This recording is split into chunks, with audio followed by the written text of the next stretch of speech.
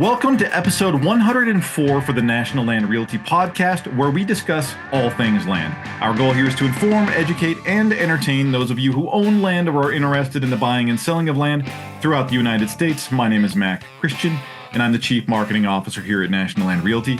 I'll be your host for this episode. Now, can you use your land for carbon credits? This gets asked here and there, and more people should be asking it. Now, this is just one of the questions that gets answered on today's episode for the National Land Realty Podcast. At the heart of today's conversation is the Nectar Exchange. It's a nonprofit group dedicated to the conservation of conservation in land management. Doug Bruggeman is a Ph.D. in natural resource management, and Steve Martin is a professional wetlands scientist. And they're both here today to talk about carbon credits. The recent article titled, this is going to take a second, I might get it right on the first pass, Additionality of Voluntary Carbon Credits for Wetland, Stream, and Species Mitigation Activities in the United States. Got it. Serves as the backbone for today's conversation. Now, sit back and enjoy. And hello, listeners. We are sitting here with Doug Bruggeman and Steve Martin. Steve Martin is not... Dude, you get this all the time, I guarantee. It's not that Steve Martin, but it's a great Steve Martin anyways. So Doug Bruggeman is a PhD in fisheries and wildlife biology and evolutionary biology. Steve Martin is a PWS, that is a professional wetlands scientist. And together they've worked on a research project talking about carbon credits. The title of their research project is The Additionality of Voluntary Carbon Credits for Wetland, Stream, and Species Mitigation Activities in the United States. And this is through an organization that they run called the Nectar Exchange. And I have that right? That's correct. So it's right, I'm the executive director. Steve's just helping out on this report. So perfect. Okay. So we're going to kind of run into, the details of this project. And the reason this matters is because the topic that we're talking about is carbon credits, and we're talking about mitigation of activities that could affect wetlands and streams and species, right? So this is the research behind it and how you can mitigate those what do we call activities on land that would impact those, and also help benefit yourself and the ecology around you. And Doug and Steve, I want you both to kind of go into your background, kind of what you've done career-wise that has got you to this point and started working on this project. And then we can just take it away. We got the conversation building after that, but I want to make sure to kind of get your backgrounds here for anybody listening. And I'll pick on you, Doug, since I know you already. Yeah, thanks, Mac. Thank you for having us on the podcast. So my background is, mostly environmental consulting. I've been doing environmental consulting for 25 years. And several years ago, I did a bucket list thing. I tried stand-up comedy. I tried stand-up, and about half of my jokes worked. And I realized how difficult that is. And I joked to a friend of mine that it'd be easier for me to teach realtors about climate change than to do stand-up comedy. So from that, he told me that was a good idea. So I designed a continuing education course for realtors, and I got a real estate license and started doing that. And that was a, great experience, teaching realtors about climate change. And I try to structure it in terms of how climate adaptation and mitigation might be affecting their market. So I talked a lot about subsidies and economic incentives and local initiatives to help them understand how the landscape might be changing and how it might affect the real estate market. And so from that experience, it hit me that, the public isn't really aware of financial tools for environmental sustainability. So from there, I decided to start the Nectar Exchange, a 501c3, to educate the public and bring support for economic incentive programs.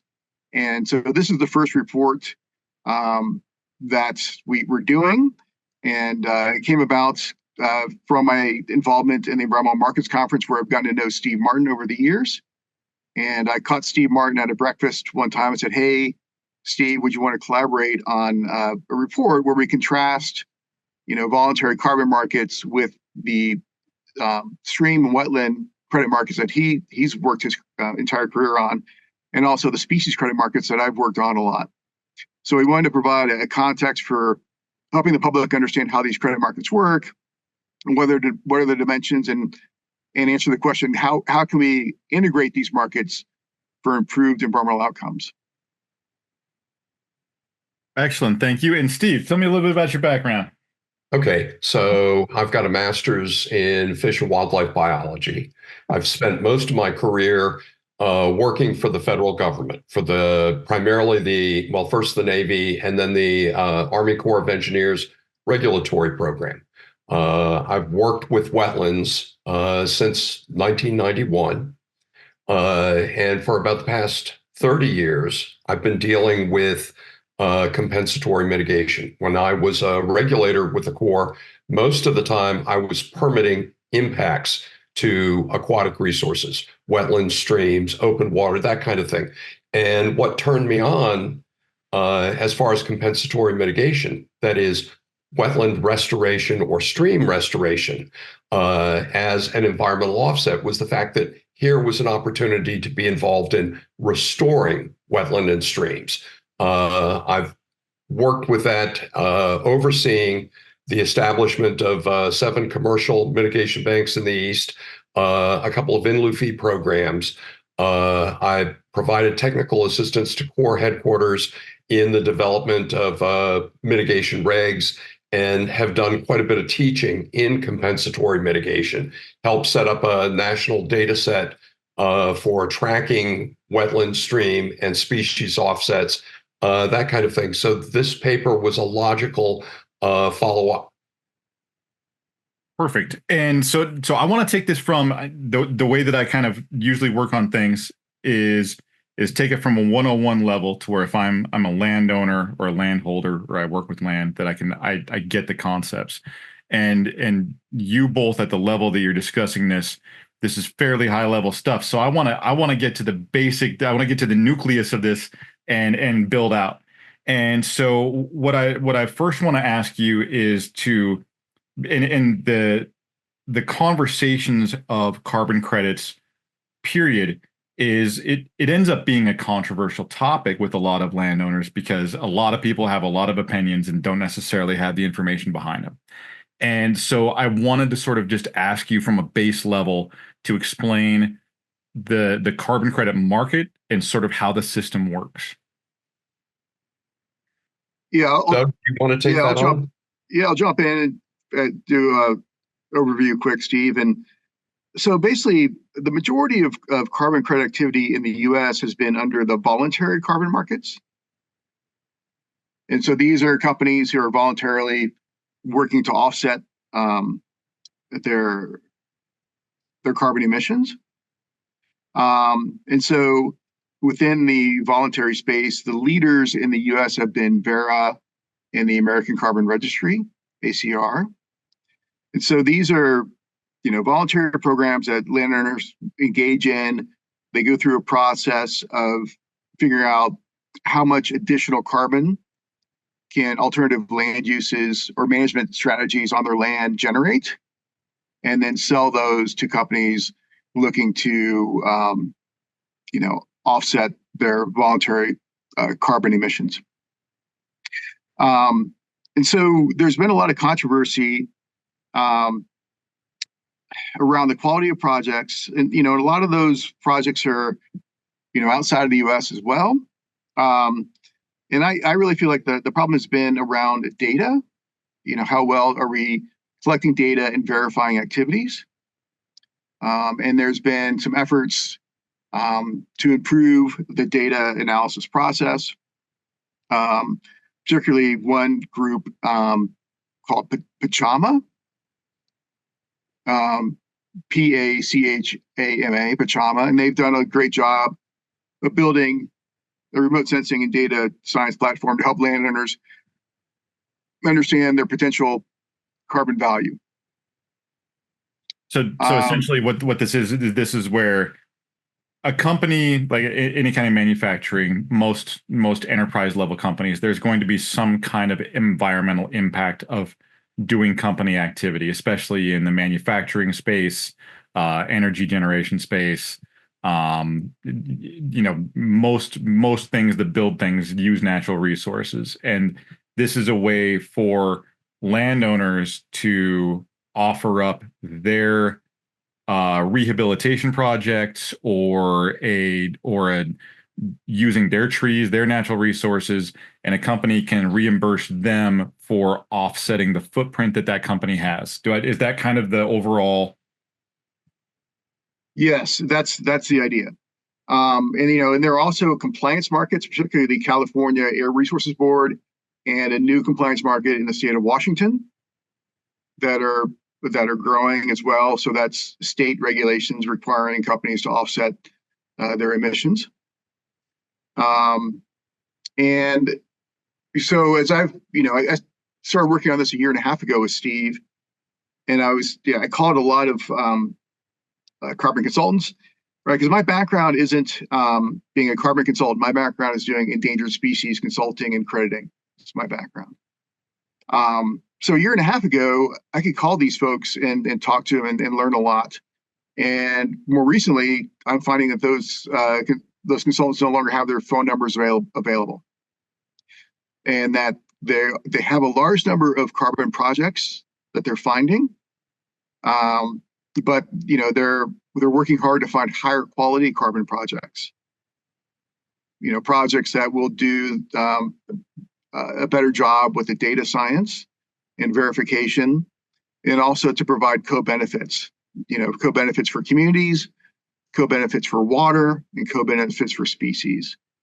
And so the field has been maturing quickly.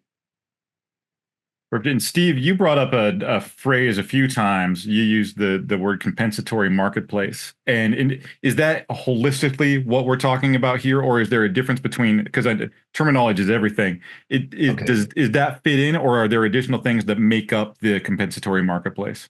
Well, when we talk about compensatory mitigation, compensatory mitigation. Right, we're talking environmental offsets. It's a term of art, okay. And what it really refers to in a regulatory market, you impact something, and the regulatory agency requires you to offer something to offset the loss of functions or services. So if you impact a wetland more than minimal impact, say you fill an acre of wetland, then typically the Corps of Engineers or state counterpart will require an environmental offset to replace the lost functions or services. So that might be food and fiber. That might be flood attenuation. It might be water quality benefits. It could be carbon storage or carbon transformation. Wetlands provide multiple functions that we don't think of, and regulators typically require an environmental offset, compensatory mitigation, to offset that permitted loss. Perfect. Does that help? That absolutely is helpful. No, it's one of those things, because these elements will, like I said, they'll get discussed, but not necessarily from an inside perspective. It's more handed down and repeated.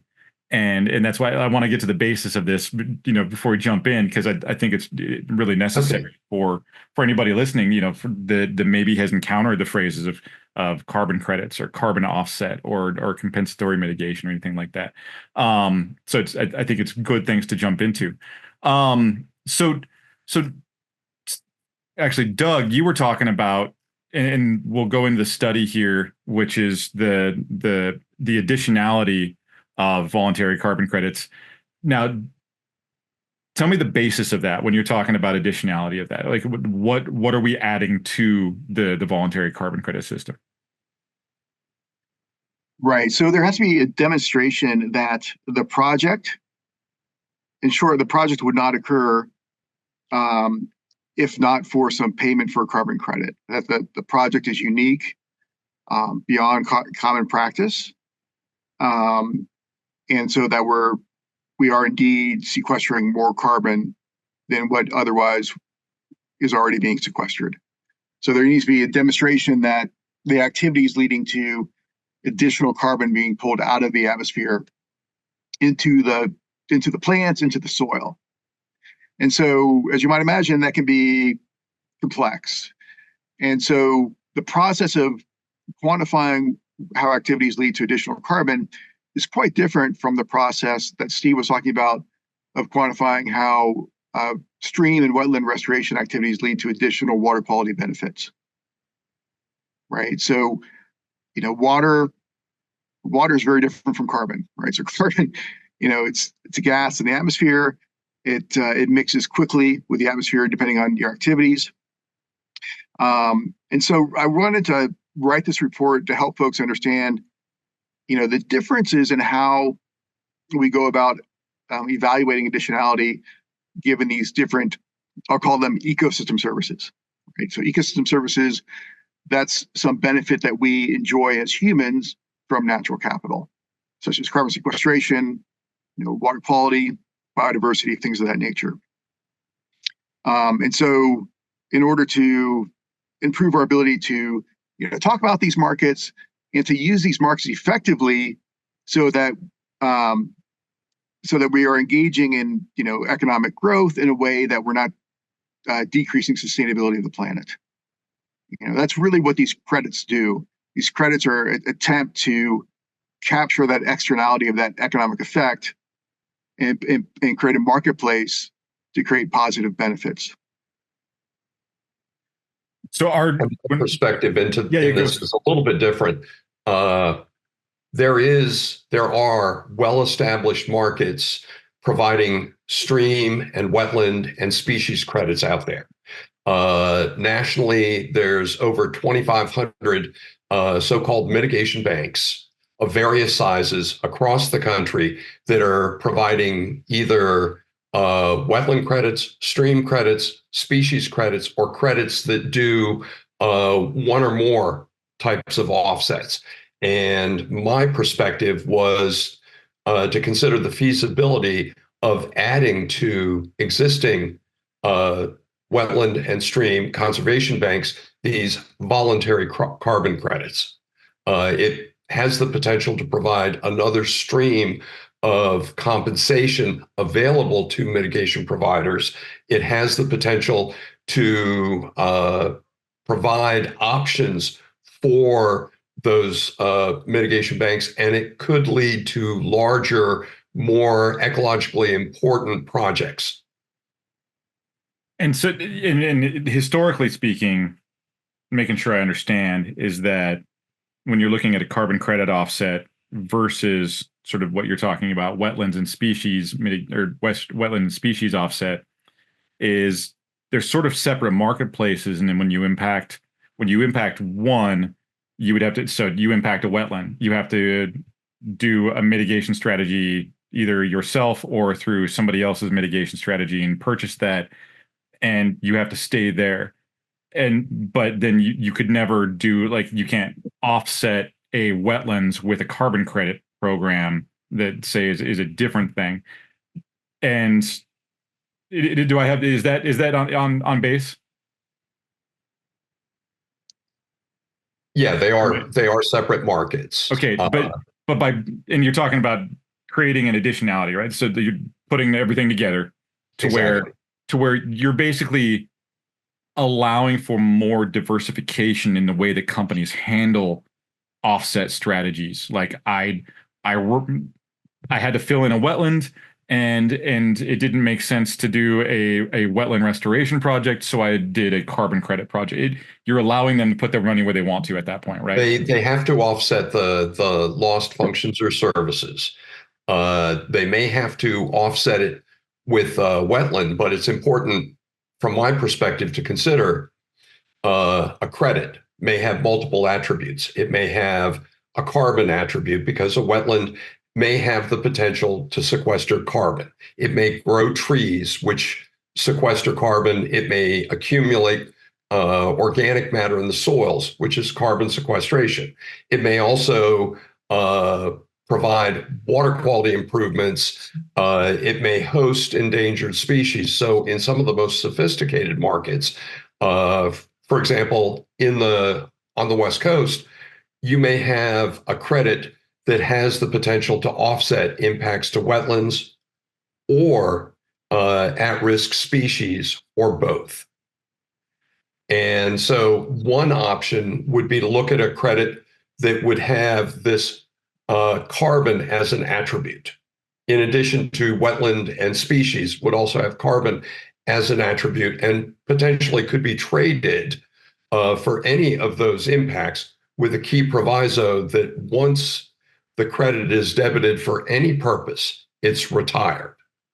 To use that credit for two different purposes would be called, in the popular parlance, double dipping.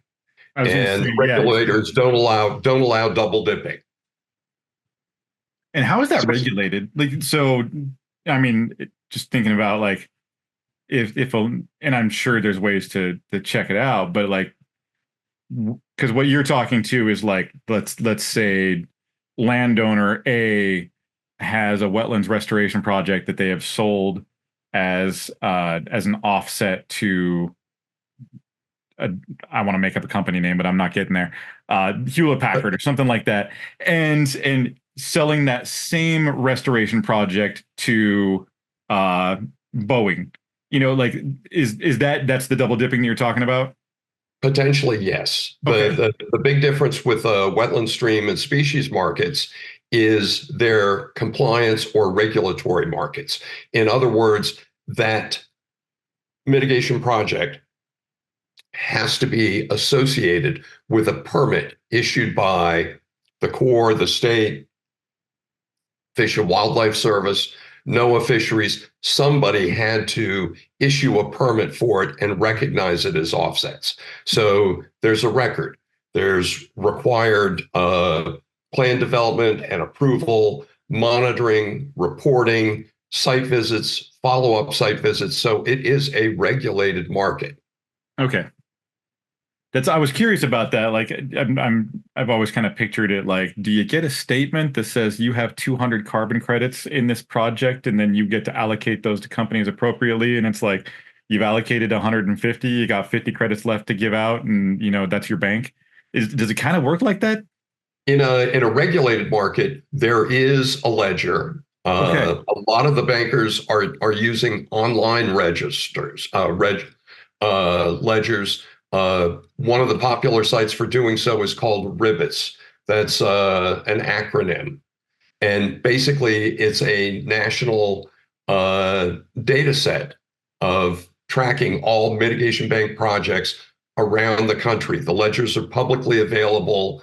The bank sponsor and his or her competitors can see that.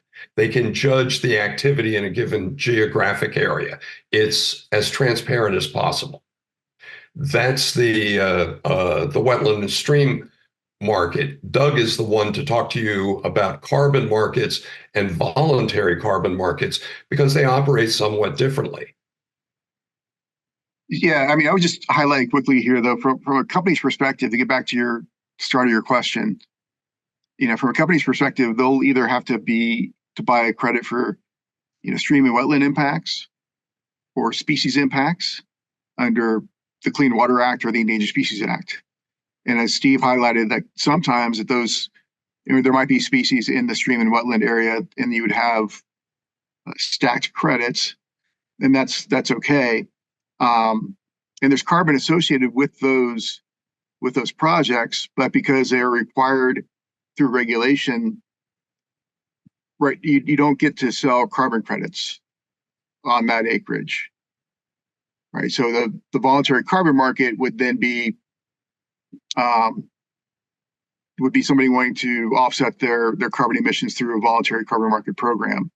And so our idea of doing this report is to examine, how do we integrate these markets such that are there areas where, where we're protecting for streams or wetlands or species, but there might be additional areas within that property, within that PIN, that do not generate credits for species or streams or wetlands, and can we add carbon in those outside areas and sell those through the voluntary carbon market? So we highlight avenues for doing that.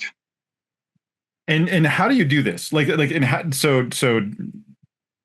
to your point, you're talking about when a landowner allocates a certain chunk of their land for a designated, we'll call it a niche, like a species or a wetlands or something like that. You're looking for ancillary projects that can pick up some of the slack there that can be donated to other things because of what was not utilized in that original project. And so because you are, I mean, I don't want to say you're gaming the system, you're working with the system to find different ways to, what I guess your word is maximize, right? Like you're maximizing everybody's effort in these areas. How do you go about this? Like that's the curiosity that I have on. Yeah. So, as part of this process, Steve and I presented at the Environmental Markets Conference in 2023, and we asked the participants if people are adding these voluntary carbon markets to the existing stream and wetlands. And so far, they haven't. I think they will in the near future. But we also found that the regulators that work under, the Clean Water Act and the Endangered Species Act, they're very open to finding ways to add carbon in a rigorous way to these species and wetland projects. Everyone wants to do everything they can for the environment, but they just want to make sure it's rigorous and indeed additional. And so we need a path forward in terms of doing that. So I think we need a playbook for how do we add carbon to these streams, wetland, and species projects in a way that are rigorous. And that would lead to, bigger protected areas and better environmental outcomes. And also the other thing is, the common theme here is data. We need the data to ensure what we're doing is working. And so, if you're doing a species or stream wetland project, you already have a bunch of professionals who know a lot about natural resources and know how to collect data. And so how do we combine efforts per unit area to get a bigger bang for the buck? Open question. If you're looking at species mitigation, how does a species play into a carbon credit? Would it be the habitat of the species that would play to walk me through how sort of that builds around each other? Well, interesting. So, I've done a lot of work under the Endangered Species Act, and so very familiar with that program. And then I threw myself into learning about carbon policy, and found that there's a need for regulatory additionality under voluntary carbon markets.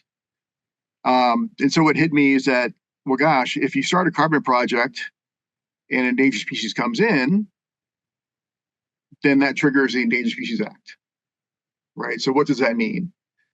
And so I reached out to some folks, and I did find one carbon provider who said that, they did have issues with species coming into their carbon project, and they did lose some carbon credits for that. So basically what happens is you basically created enough habitat for the species, which means that habitat represents carbon, right? Some plants or something of that nature. And then that carbon is now dedicated under the regulations to support the species. And so you have to set a new baseline, and then carbon sequestration above that baseline can then be considered additional. And so discovering that, and I reached out to some contacts at Fish and Wildlife Service and discussed that and proposed to them that maybe there are solutions within the Endangered Species Act. The Fish and Wildlife Service does work really hard to work with landowners and find solutions. And it seems like maybe there's something called an enhancement of survival permit. It used to be referred to as safe harbor agreements. So the idea there is that you establish a baseline on your land, and if any species comes in or species grow beyond that baseline, because you're doing good things on the land, that you're not required to maintain that under the Endangered Species Act because you voluntarily support the species. So it's a safe harbor for additional regulation. So the idea that we're promoting here is triggering using these enhancement and survival permits within carbon projects, so that we can now use carbon projects, hopefully, to recover species and improve habitat. It's almost kind of, yeah, the functionality of it reminds me of like a step up basis based on certain circumstances, but you're doing it with environmental mitigation. Is that? Yeah, absolutely. Okay, yeah, because you're basically establishing a new baseline that offsets where you were, that you get locked in, that you get to move in additional of as you move in through projects, which is kind of, it's a really sensible way to go about things. What does it mean for both sides of the equation by doing this? Because really what you're doing is you're actuating higher efficiency in these projects, because where before you'd get a species move in. Let's say I'm going to make an animal up. We're going to say the Rocky Mountain lemur moves into my carbon project, and now I can't do my carbon project because it's full of lemurs now. And you're saying, well, we've captured this value carbon. You're locked in for that because the species has moved in. You've done a good job. Now you can, any further improvement that you can make is in addition to.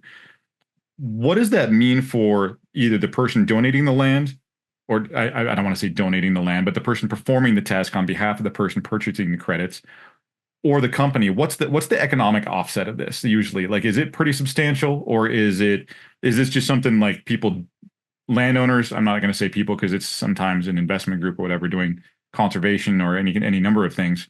But is it a huge economic impact, or is this sort of a more contribution kind of a thing?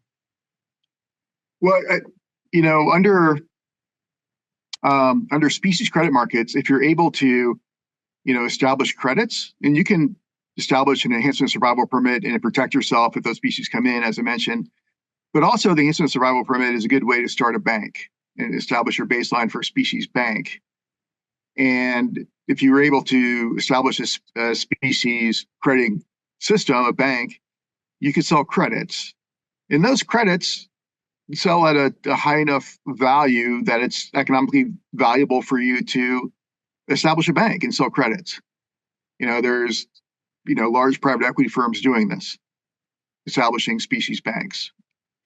In terms of the voluntary carbon, however, the voluntary carbon markets, the revenues are much lower, but the demand for voluntary carbon is much higher. It's hard to find a situation where somebody needs to offset species impacts. So the species credit markets are pretty thin, but where they exist, it is a good income provider for the landowner. When we're talking, and I just realized, because I can jump ahead of myself too. If we're talking species, I think anybody listening would understand that, like I brought up my Rocky Mountain lemurs, but we're talking endangered species, threatened species, helping a species grow. If we're talking wetlands, I feel like the topic of wetlands speaks for itself, but we can define that as ground that holds water on the surface, right? It's surface ground, or of a swampy nature, but it's groundwater. There's regulatory definitions of what a wetland is. Yep. And so the mitigation provider has to comply with those definitions. And if we're talking, about plant is there a plant? There has to be, right? Like a mitigation strategy for impacted species of plants, right? I don't have technology. It's possible. It's more rare. Okay, it's more rare. But carbon, that's the one that I feel like carbon gets thrown around as sort of a ubiquitous term for something that people, knowing what a carbon offset is or how it works within the land. I was wondering if you could frame that in, really, because I realized I jumped ahead and didn't do it. Oh, I'm sorry. So, can you repeat the question, Max? Sorry, what do you mean? So when you're talking about a carbon offset, what physically is happening in the environment to make it offset the carbon? That's the question, I guess. Well, to put it in terms of a consumable, a service. Yes, correct. You go to buy a plane ticket, and if you look at the fine print on the web page, it'll tell you how many pounds of CO2 were generated for that flight from point A to point B. And the airline will give you the ability to offset that loss.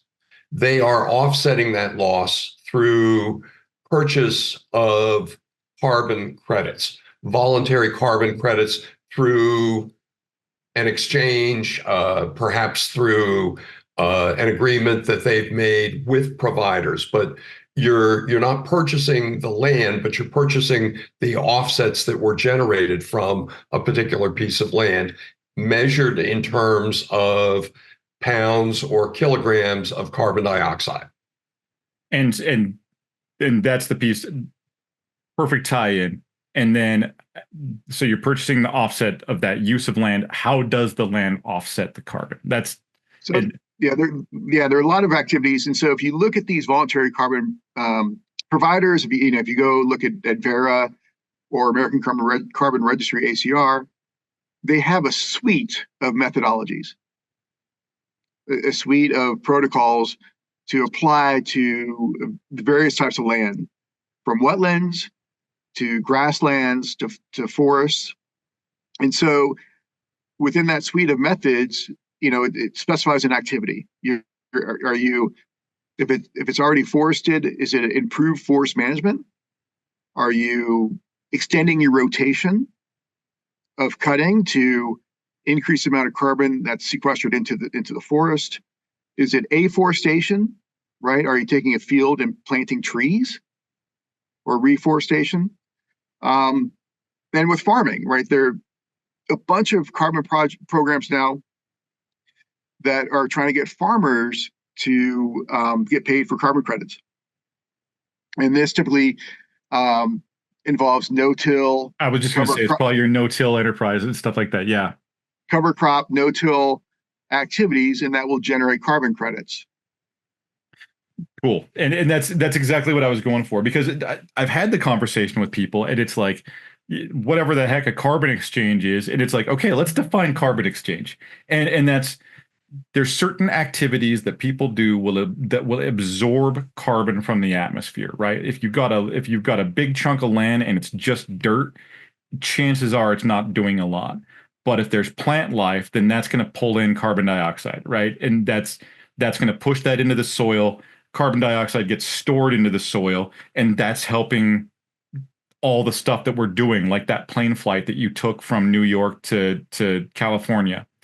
And so landowners, and like you brought up cover crops, right? That's allowing other plants other than what you are harvesting to grow and cover the ground, that can help the ground, help the soil, stuff like that. It kind of looks a bit like a weed garden, right? But at the same time, you have green, plant life that pulls in carbon dioxide, keyword being carbon, and stuffing that into the soil. Or you don't cut your trees for the year and you have more plant life that does it. And that's the system that we're talking about. And it's one of those things I want to make really sure on, because it gets so politicized, and it's one of those like, no, it's just plants and they do good things.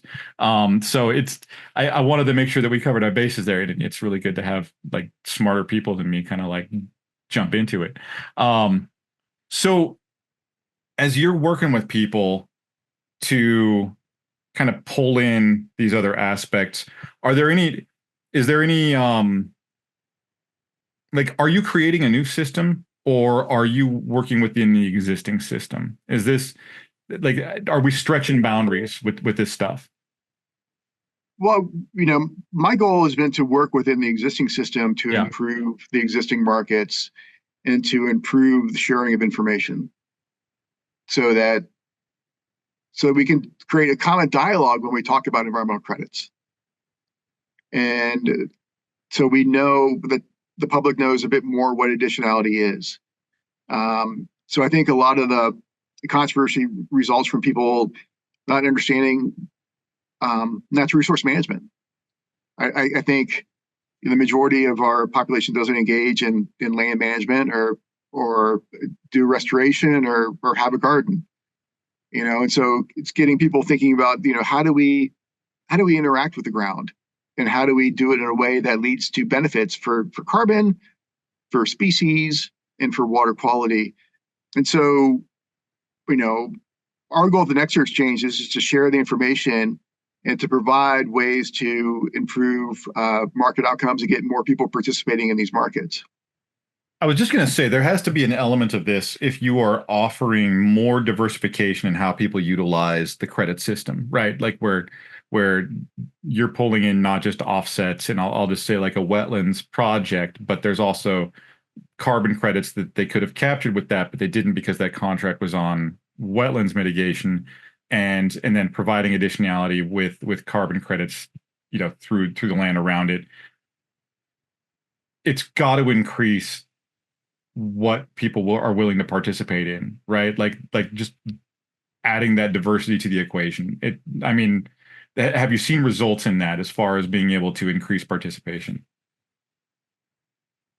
Yeah, I guess from my experience doing this on the ground and talking to landowners, I'll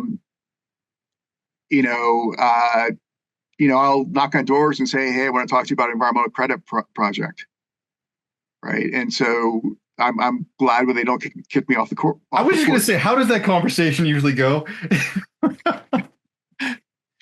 And luckily, I like talk to you about carbon credits today.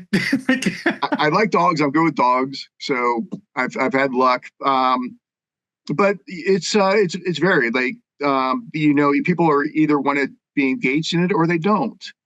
And at the end of the day, if you can have a conversation, that's a good thing. I don't know. I mean, it's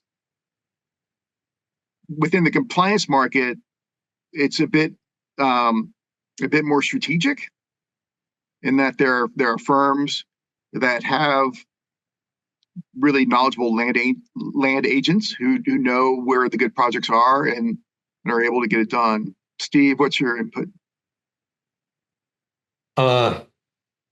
What we've seen in the past, the regulated markets were often pretty separate.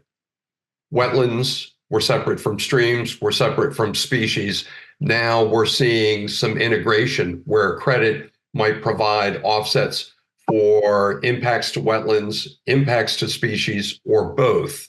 Adding carbon to it potentially means in an integrated credit, what Doug referred to as a bundled or stacked credit, means that credit may have greater value. If you've got a project coming up that is impacting listed species, federally endangered or threatened species, and wetlands, and needs a carbon offset, then you potentially got something there that is more valuable because it provides more attributes, more services. How easy is it for a landowner to do some of these things? Like, and just take your basic landowner and we'll, give an example of wetlands or something like that. Like, do they have to jump through a lot of hoops, spend a lot of time and money, or is it often just change a nuanced part of what they do?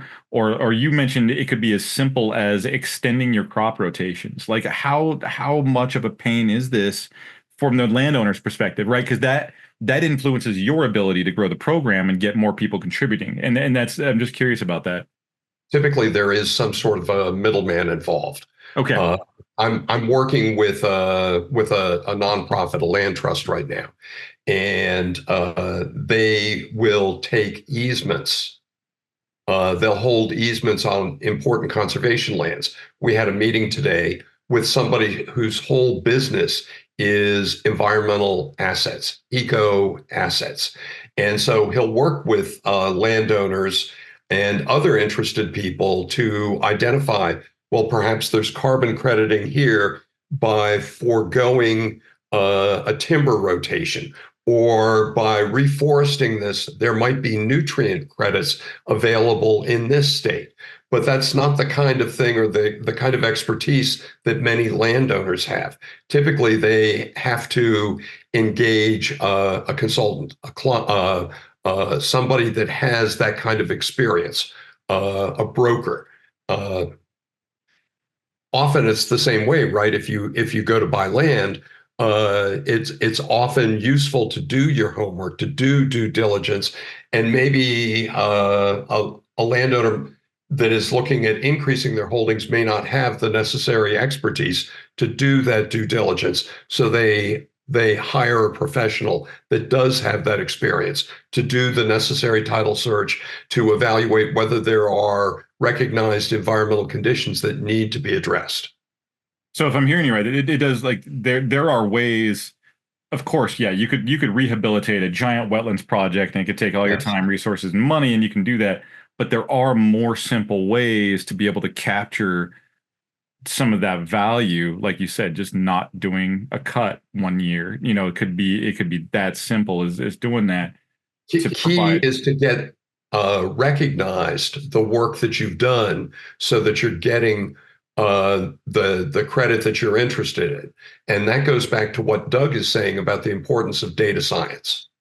It's critically important to evaluate the baseline and then to evaluate system performance, accrual of carbon. That means monitoring rigorously, collecting that data, and then reporting it to the entity that recognizes and accepts those offsets.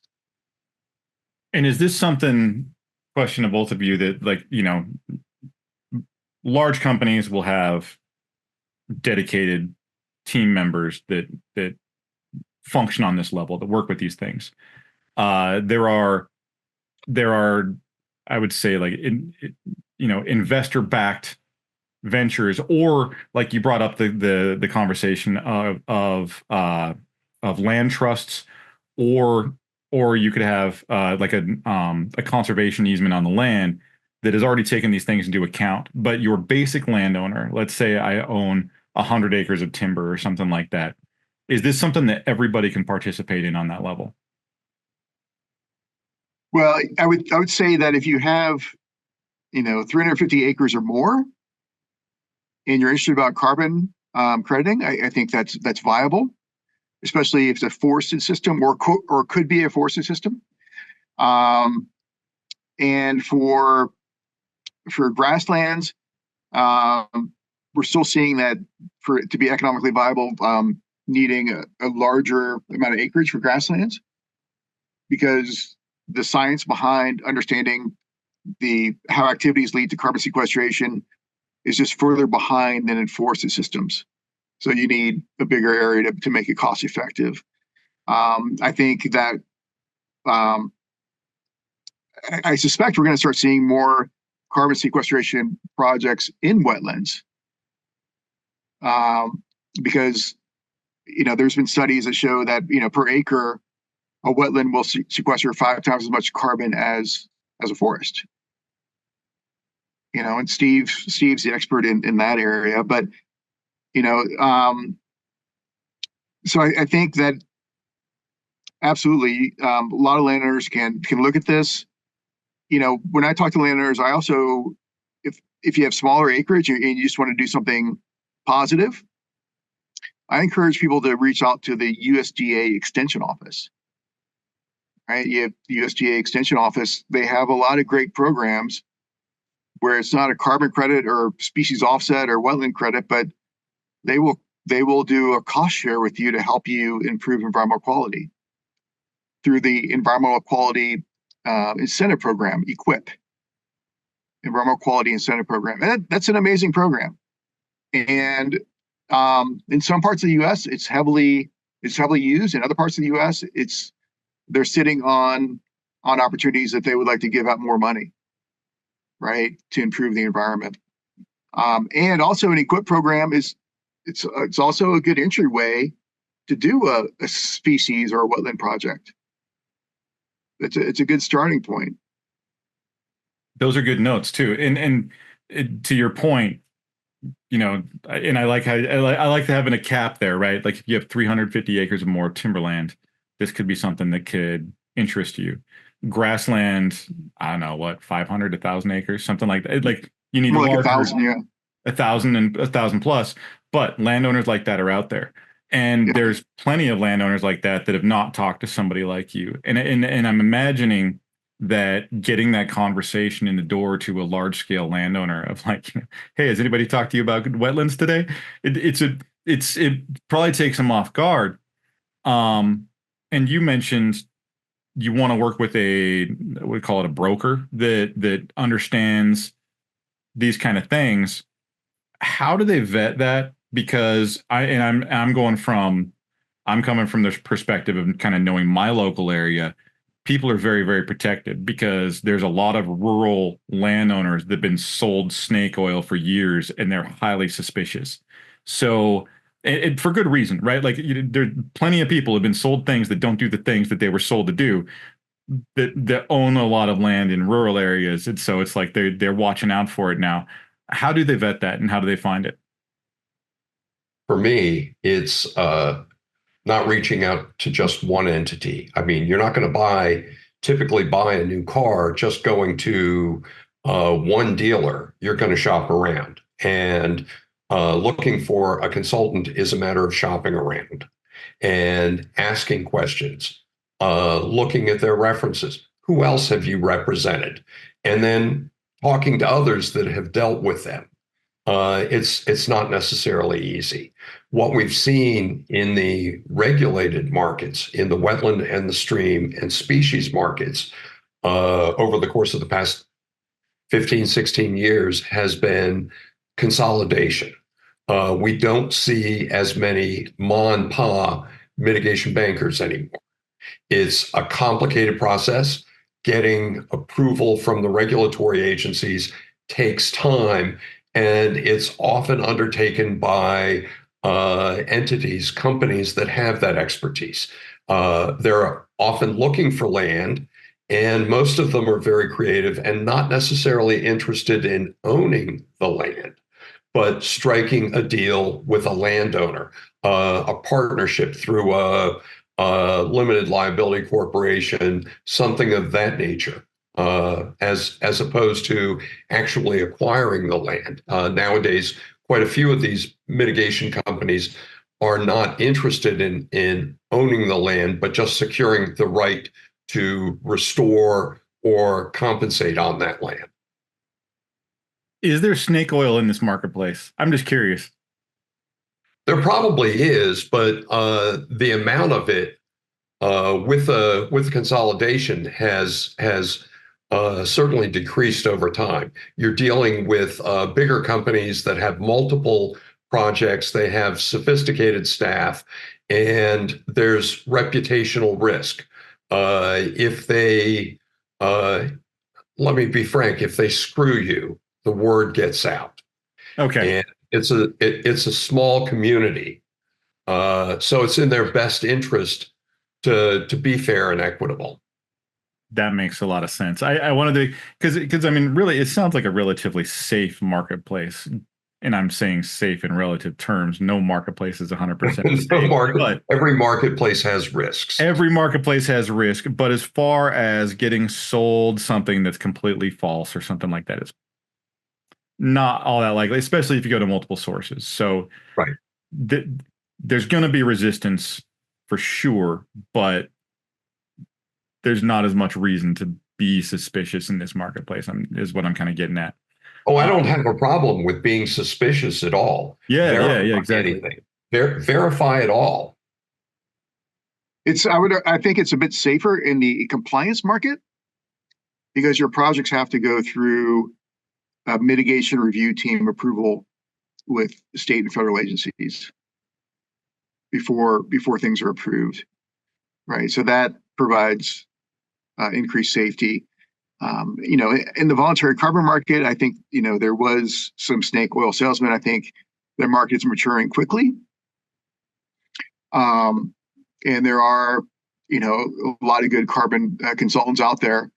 And as I mentioned, they're not really out there advertising themselves anymore. They have enough projects and enough interest. But again, it's an issue of having high quality projects, because the companies buying these credits are becoming more educated, and so they're more cautious about buying bad credits.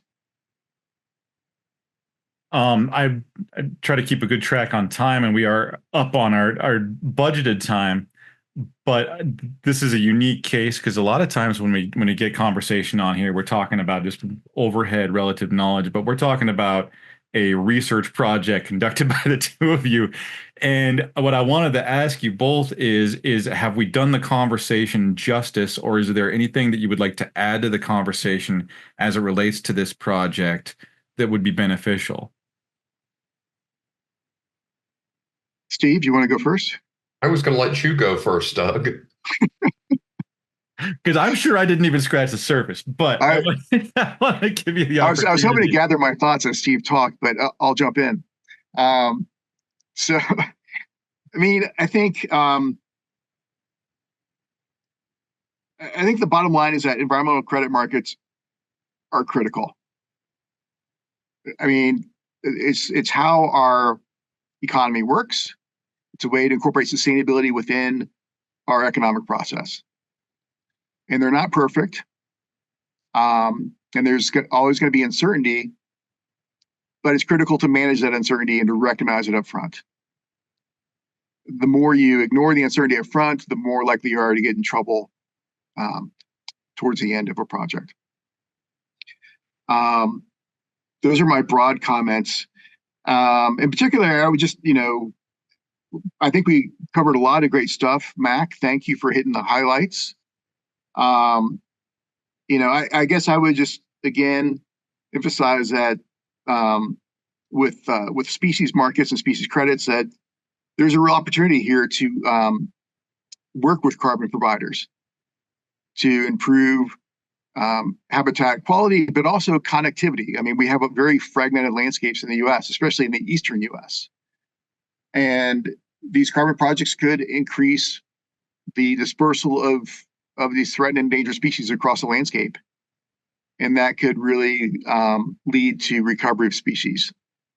Right. So the Endangered Species Act is incredibly successful in terms of preventing extinction and for hanging on to the habitat that we have. But we haven't been that successful in recovering species. And so I'd love to see the carbon project providers take this on. And with that, I'll turn it over to Steve. And thank you so much for the opportunity to talk to you today. Adding on to what Doug said, the compliance markets, wetland streams and species, right now make up perhaps 1 million acres of conserved and managed land that is in private hands. And I can readily see how the addition of voluntary carbon could greatly increase the amount of land that is being conserved or managed for environmental offsets. And that land is in private hands. It has other uses as well that are not restricted typically, such as recreation, things of that nature. They're providing important services and are potentially accessible either privately or in some cases to the general public, depending on where the land winds up ultimately. I see this as a way of increasing the amount of conservation land out there and also potentially stabilizing overall environmental markets. There's been a fair amount of flux recently with changes first one way and then another in the Endangered Species Act, changes one way and then another in certain portions of the Clean Water Act that create a certain amount of market instability. Adding voluntary carbon credits to that market may provide another stream of revenue for those people that are implementing mitigation projects, provide a little more stability. Excellent. Thank you both. Doug, I want to give you a chance for your elevator pitch here. I want you to tell me about the Nectar Exchange and tell us how you work with landowners and how you work with clients and how you do business. Well, thank you, Mac. Yeah, thanks so much for this opportunity to come on the podcast. You can download the report that Steve and I worked on from the Nectar Exchange website. That's nectarex.org. And I'll have the link in the show notes. People can just click it out of there and it'll be ready to go. Yeah, so we, as you might tell, we do go into the weeds and really attack the question of additionality. But the front material also highlights more generally principles around environmental markets, I think, which would be valuable for a large number of readers. And so with the Nectar Exchange, we're looking forward to getting this information out there and maybe building a playbook for integrating carbon credits with wetland and species markets, and doing workshops with stakeholders, and spreading the word about how effective environmental credit markets can be if we do the right things, if we have the right conversations. And so this podcast is a great step towards that. Again, this is our first endeavor, and it's really great that Steve Martin helped us out on this project. He was an invaluable contributor to this report. So again, nectarex.org, and we would love to hear from you.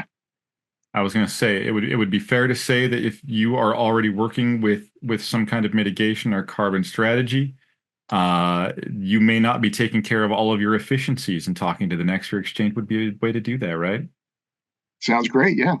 I like it. All right. Doug, Steve, thank you so much. Very much appreciated. I think this is one of those ones that is like, okay, I've got to get my head around it. Please let me stay on the train track a little bit. This is a cool topic. I love it. And so thank you very, very much for taking the time to talk. Thanks so much for having us. Thank you, Mac. This concludes episode 104 for the National Land Realty podcast, discussing carbon credits with Doug Bruggeman and Steve Martin. You can learn more about land ownership and the buying and selling of land at nationalland.com. And don't forget, I've mentioned this on the last few episodes, email us at podcast, not plural, podcast @nationalland.com. Tell us your ideas for the podcast, questions that you might have, things that you want to get answered, or guests that you would like to see us talk to. Interact with us a little bit. We want to hear from you. And again, thank you. Have a great one, and I will see you all next week.